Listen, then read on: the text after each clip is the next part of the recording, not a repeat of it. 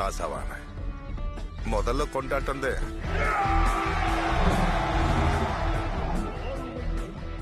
ஆனா பிறகுதான் தெரிஞ்சது ராசாவா இருக்கிறது அக்கப்பூர்ணு.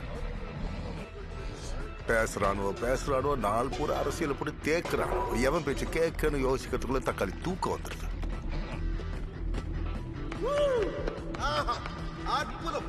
இந்த அக்கப்போர் போதாதுன்னு ராசா நான் எதை சொன்னாலும் செய்ய முடியாதுன்னு சொல்றதுக்கு ஒரு சபை இருக்காமல, அவங்க வேலையே ஆத்தானா இத பத்தி எவனும் என்கிட்ட சொல்லலையே.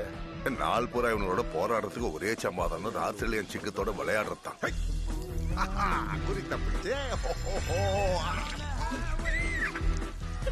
ஆனா ராசா வேலையிலேயே ஒரு ஜாலி இருக்கு. நம்ம ஸ்டைல்ல கடலை பாதுகாப்பா வச்சுக்கிடலாம். அதுலயும் கூண்டுக்குள்ள நடக்கிற பெட்டிங் சண்டையில ஜெயிக்கிறது இருக்கு.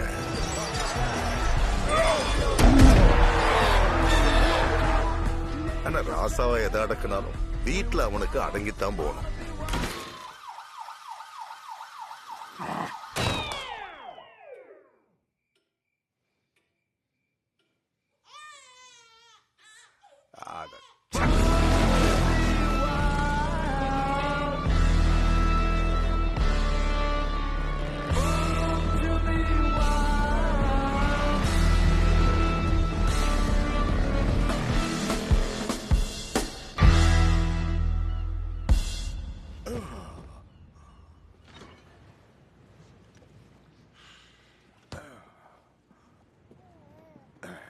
அப்படி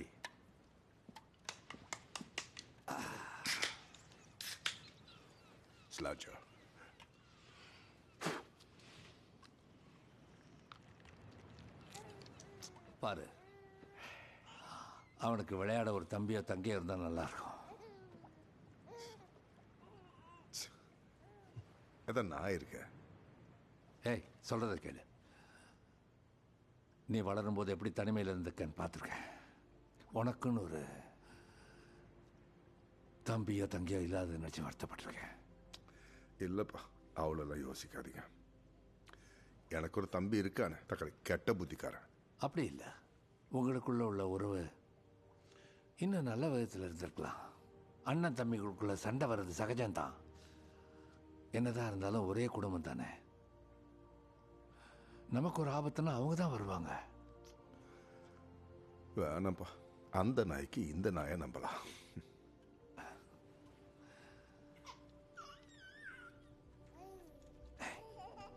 அங்க பாரு,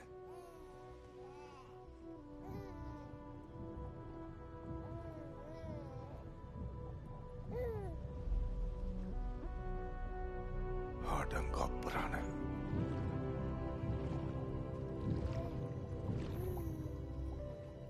சிங்கு குட்டி, என்ன பண்றிய? வீணுகிட்ட பேசுறீங்களா? ஆமா, என்னால நம்பவே முடியலப்பா.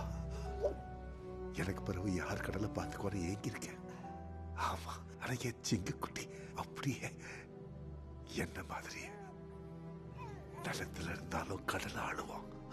என்னைக்குடா உனக்கு நம்ம உலகத்துல இருக்கிற அற்புதங்களை காட்டலாம்னு ஆசையா இருக்கிறேன். அங்க ஆறெல்லாம் இருக்காங்கன்னு தெரியுமா? அலப்பற பண்ணலாம்ட்டே.